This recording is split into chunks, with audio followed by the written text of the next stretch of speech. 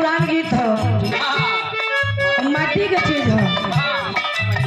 माई बहन के गीत है। माई बहन लोग जब तुरे बारात जाए आंगने में तब गावे गीत आखिर कैसे गावे मास्टर।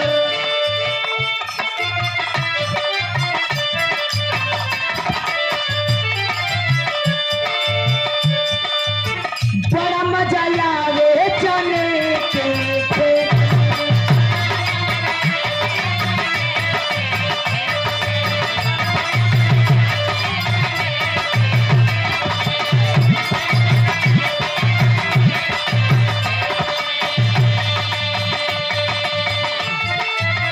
गीत हो, लेकिन गीत से बढ़िया भाव हो। जैसे आज यहाँ जनकपुर मान लो, जहाँ से बारात आई हो वहाँ अयोध्या मान लो, दुल्हे के पिताजी के राजा दशरथ उपाधि दिया गई हो और दुल्हन के पिताजी के राजा जनक जी को उपाधि दिया गई हो।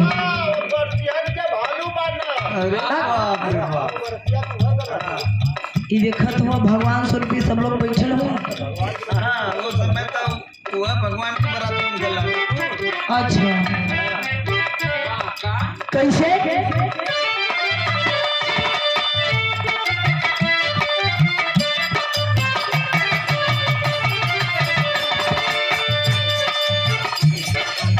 चाँद लैला दुल्हा करैया लैला दुल्हा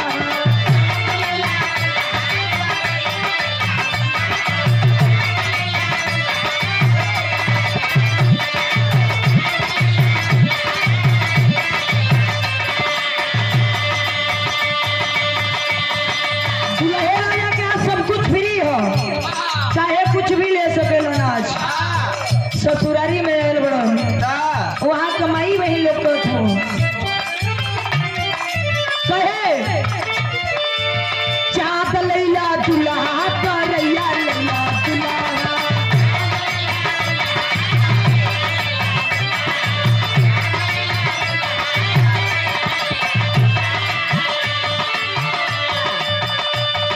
तोहरे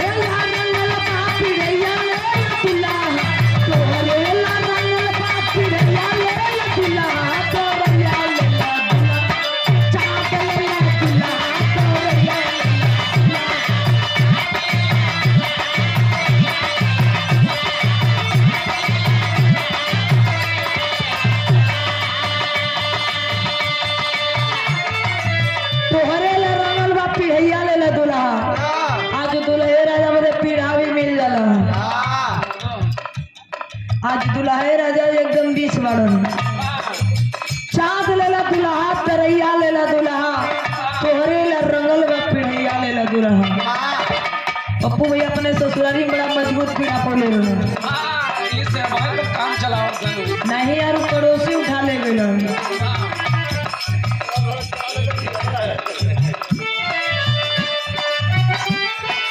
लेकिन ये बारात कहाँ से आई है? बारात तो बड़ी बढ़िया बड़ी शानदार बड़ी जानदार बारात आई है, लेकिन यहाँ भी कोनो सेवा में कमी ना हो। कैसे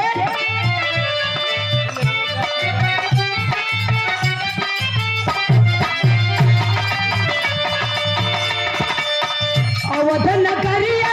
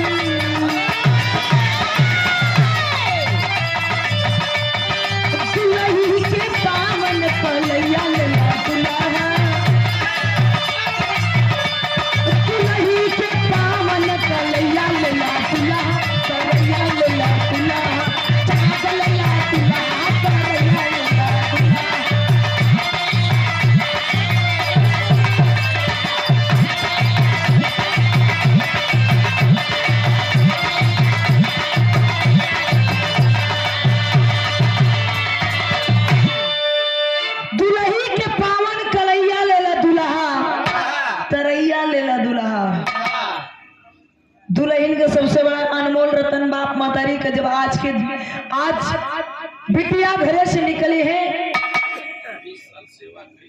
मई बाबू जब जन्म लेलन, बिटिया घर में जन्म लेलिन, जब मई बाबू जन्म दिलन, ये बाबू घर में कितनी बड़ी हरियाली रहल, लेकिन जब सवेरे घर से बिटिया जाई लगी है पूरा मातम छा जाई, पूरा मातम छा जाई। एक घर अंधेरा करी है तो एक घर उजरार करी है।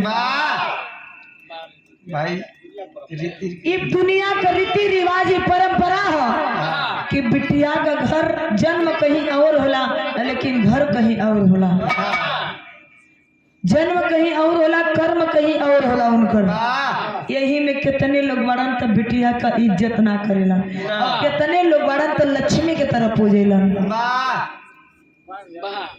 लेकिन हमें सेहरा का लाइन चेंज हो गई, दुल्हे को ऊपर तनी उनके मौर के देख के हमें कुछ याद आ गई। कैसे?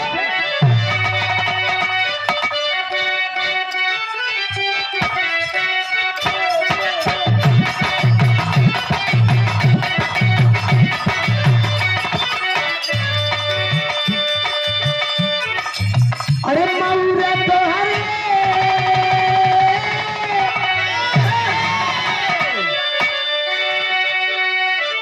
मौरा तो हरे दुल्हा बड़ा निकला,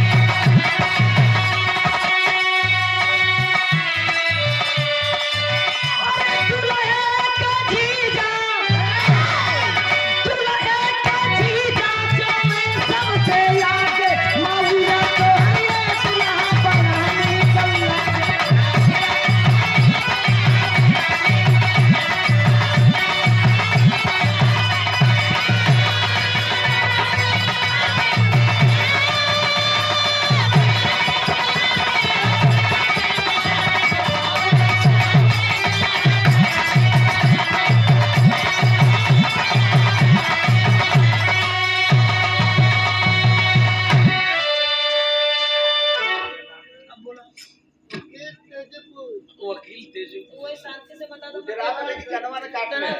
मुड़िया का कितना तड़ा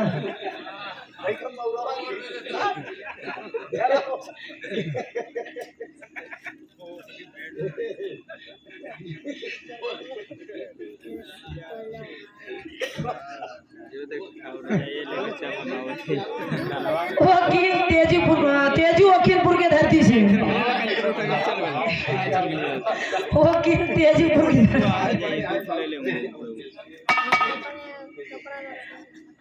ये देखिए 20 रुपया देखे इतना तेज से तलना ना पता तो कि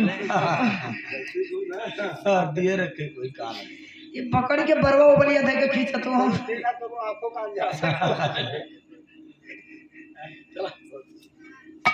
ये देखिए 20 रुपया दे के सम्मान के लन जय भीम बुधाय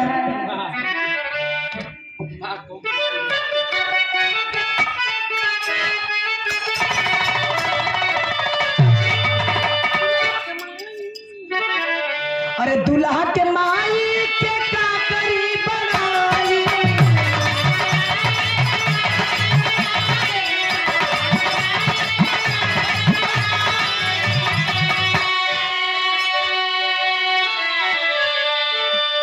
मथवा में टिका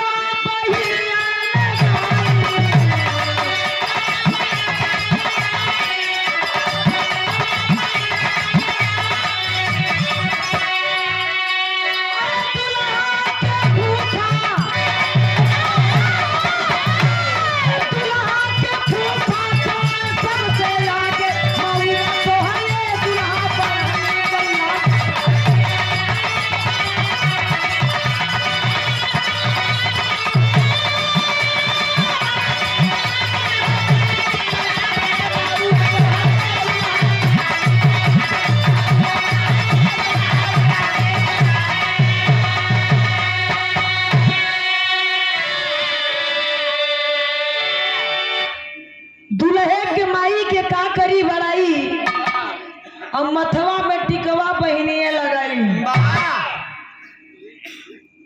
लेकिन दुल्हे का फूफा चले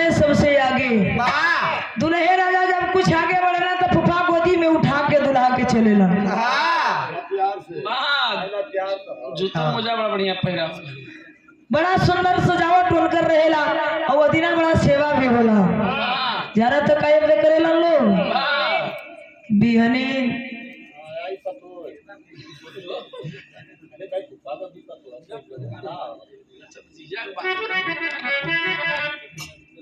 और कैसे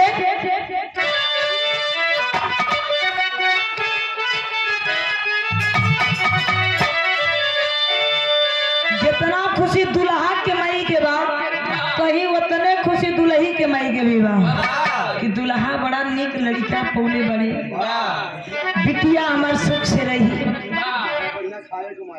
बढ़िया खाए कमाए रहे। अब ज्यादा मत बोलो नहीं गुरुजी वो कुछ बोल दिए।